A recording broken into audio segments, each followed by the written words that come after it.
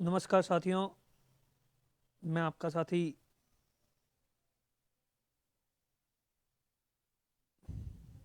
Dinesh Bohra.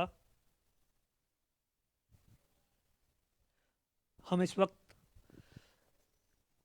Power lifting champion करण जहांगीर के घर पहुंचे हैं, जिन्होंने हाल ही में बाड़मेर का नाम पूरे राजस्थान में रोशन किया है। हम उनकी कहानी आपको बताएंगे, लेकिन उससे पहले मैं अपने कैमरामैन से कहूँगा कि वो कुछ तस्वीरें बताएं कि किस तरीके से पावर लिफ्टिंग में करण जहांगीर ने ऐसे दर्जनों कंपटीशंस जीते हैं, इनाम जीते हैं। यही उनमें से कुछ है। हमने यहाँ हम देख सकते हैं। तो हम जानेंगे करण जहांगीर की क्या कहानी है, किस तरीके से उन्हें यह शौक लगा और उसके बाद वो किस तरीके से तैयारी करते हैं और उसके बाद क्या सोचते हैं और उनकी आगे क्या ख्वाहिश क्या है, कहाँ तक पहुँचना, इन सब बातों को लेकर। करण, सबसे पहले तो आपको बहुत बधाई। करण, किस तरीके से पावर लिफ्टिंग की शुरुआत आपने की और ये शौक आप में कहाँ से आया? मेरी ये शुरुआत मैंने जिम ज्वाइन करी थी 2017 में। जब मेरा सगा भाई भी जाया करता था जिम। फिर उन्होंने किसी तरह की रीज़न की वजह से छोड़ दिया, मेरा कंटिन्यू रहा। फिर धीरे धीरे मैंने 1 साल 1.5 साल मैंने जिम सीखा, क्या होता है, कैसे होता है, क्या डाइट, कैसे खाना, कैसे पीना, धीरे धीरे सीखा। फिर मेरे को सोशल मीडिया के थ्रू जोधपुर में कोई कंपटीशन हो रहा था लोकल, उसमें मुझे पता चला कि उसमें मैं पार्टिसिपेंट करने गया। मुझे बहुत कम नॉलेज था और मैं अकेला गया था, मेरे साथ कोई भी टीम नहीं थी। फिर वहाँ मेरी फिफ्थ रैंक लगी, मुझे फिफ्थ रैंक लगी। और मुझे वहाँ कुछ सीनियर्स मिले जिन्होंने मुझे अच्छे से गाइड करा। वो खुद नेशनल चैम्पियन रह चुके हैं, जिसमें से प्रहलाद सिंह है, विक्रम सिंह है और मेरे कोच अमन जहांगीर है। वो सब नेशनल चैम्पियन रह चुके हैं पावर लिफ्टिंग में। उन्होंने मुझे धीरे धीरे गाइड किया और धीरे धीरे हम समझने लगे। फिर बाद में कुछ कॉम्पिटिशन्स हुए जिसमें मैं 3 बार स्ट्रॉन्ग मैन रह चुका हूँ, जिसको ओवरऑल टाइटल बोलते हैं। और फिर धीरे धीरे मेरा पहला स्टेट था और पहले स्टेट में गोल्ड के साथ साथ 487.5 kg टोटल रिकॉर्ड था जो। और इस बात की मुझे बहुत खुशी है। पावर लिफ्टिंग के बारे में शायद बाड़मेर के लोग तो बहुत कम जानते होंगे। क्या होता है इस गेम में, किस तरीके से इसे खेला जाता है, या ये क्या होती है प्रतियोगिता, थोड़ा उसके बारे में हमारे दर्शकों को बताएं। पावर लिफ्टिंग एक हिसाब से देखें तो सोलो गेम है, बट इसमें भी आपके आपके पास टीम होनी ज़रूरी है, जो आपको सपोर्ट कर सके, आपके इक्विपमेंट्स आपको पहना सके, आपको सपोर्ट कर सके। इसमें 3 रूल्स देखें तो 3 चांस होते हैं अलग अलग। 3 कंपटीशन होते हैं, स्क्वाट, बेंच और डेड। तीनों के आपको 3 3 चांस मिलते हैं, जिसमें जो आपका हाईएस्ट टोटल रहेगा उसको आपको टोटल को प्लस करके और टोटल बनेगी, उस हिसाब से आपकी रैंक लगेगी। अभी कितनी रैंक लगी और कौन कौन से तीन स्टेप्स थे? 3 स्टेप्स स्क्वाट थी। स्क्वाट में मैंने 180 किलो उठाया और बेंच प्रेस में 107.5 किलो और डेड लिफ्ट में मैंने 200 किलो उठाया। और इस हिसाब से टोटल बनती है 487.5। गोल्ड मेडल के साथ ये राजस्थान का नया रिकॉर्ड भी था और पुराना रिकॉर्ड 485 किलो था। अच्छा। करण, ये बताइए कि उस जहाँ आप प्रतियोगिता में गए थे वो कब हुई थी और उसमें कहाँ कहाँ से लोग आए थे और कितने बड़े चैंपियन थे जिसको आपने पसंद किया? यह प्रतियोगिता 27-28 फरवरी अलवर में हुई थी, जहां 18 डिस्ट्रिक्ट्स के चैंपियंस ने भाग लिया था। और मेरे कैटेगरी में 22 प्लेयर्स खेल रहे थे, उनमें से मैंने गोल्ड प्राप्त किया। अच्छा करण, ये बताइए कि अब क्या सपना है, किस तरीके से आगे क्या देखते हैं? बाड़मेर का नाम आपने स्टेट में तो रोशन कर दिया, अब किस तरीके की प्लानिंग? अभी मार्च 17 से 21 मार्च यूपी गाजीपुर में एक प्रतियोगिता होने वाली नेशनल, जिसमें मेरा सिलेक्शन गोल्ड मेडल के आधार पर हो चुका है और उसी की पूरी तैयारी है और कोशिश रहेगी उसमें भी गोल्ड मेडल प्राप्त करूँ।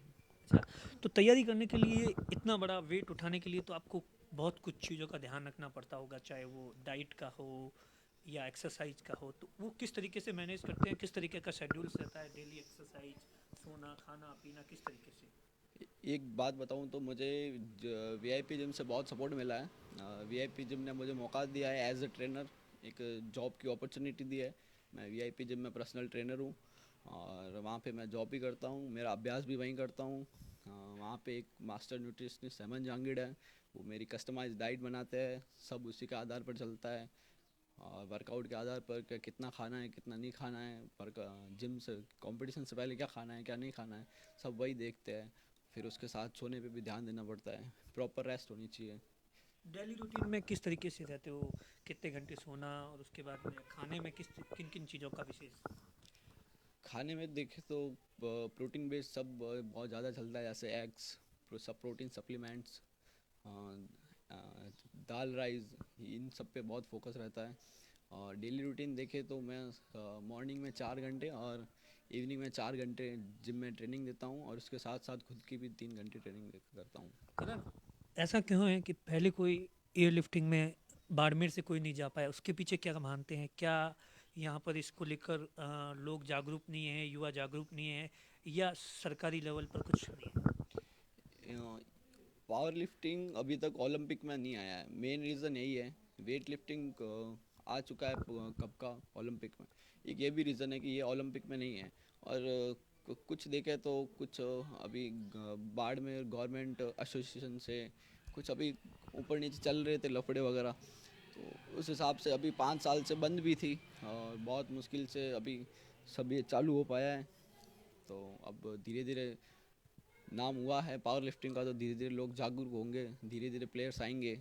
और मैं चाहूँगा कि बाड़मेर के भामाशाह गवर्नमेंट एसोसिएशन ये सब मिलके प्रोफेशनल्स इक्विपमेंट्स ले आए, जिससे बाड़मेर के प्लेयर को सही समय पर सही इक्विपमेंट के साथ ट्रेनिंग कर सके, और हम यहाँ पे भी स्टेट करा पाएँ बाड़मेर में, इसलिए इक्विपमेंट्स होने बहुत ज़रूरी है। तो पावर लिफ्टिंग में जब से आपने कदम रखा है, उसके बाद में युवाओं का किस तरीके का क्रेज़ है? वो भी इन सब चीज़ों को लेकर सोचना तो स्टार्ट कर चुके होंगे। हाँ, शुरू में सबने यही बोला कि कुछ नहीं रखा है, ये है वो है। फिर धीरे धीरे जैसे आप सफलता की तरफ बढ़ते हो, तो धीरे धीरे लोग भी कहते हैं हाँ इसमें भी स्कोप है। अभी बाड़मेर से हम खेलने वाला मैं अकेला था, बट अभी धीरे धीरे ऐसे हम 4 जनों की डिस्ट्रिक्ट टीम गई थी, जिसमें 3 जनों के कोई मेडल नहीं लग पाए, कोई नहीं, अगली बार उनके उनके लगवा तैयारी के साथ जाएंगे तो लग भी जाएगा उनके।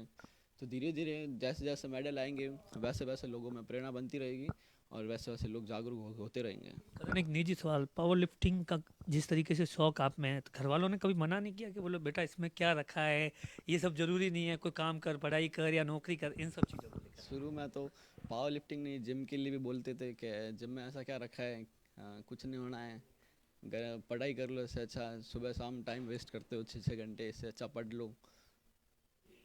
अब जब आप अवार्ड जीते तो कितनी खुशी हुई घर वालों को, माता पिता को, किस तरीके से? सबसे पहले कॉल मेरी मम्मी का ही आया था, और बहुत बहुत बधाई दी मुझे, खुशी के माहौल था बहुत।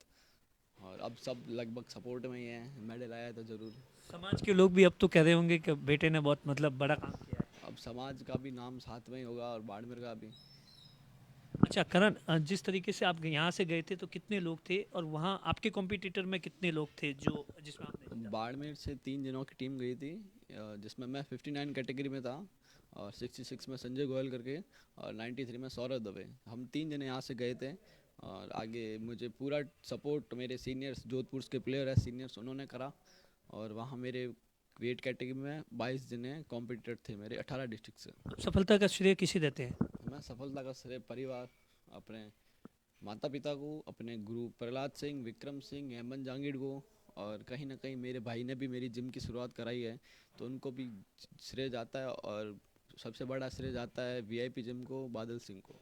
पावर लिफ्टिंग जो लोग करना चाहते हैं युवा, उनके लिए क्या मैसेज है, किस तरीके से वो कर सकते हैं? पावर लिफ्टिंग एक लंबा गेम है, उसके लिए आपको धैर्य रखना पड़ेगा, और पहली बार में मेडल नहीं आता है।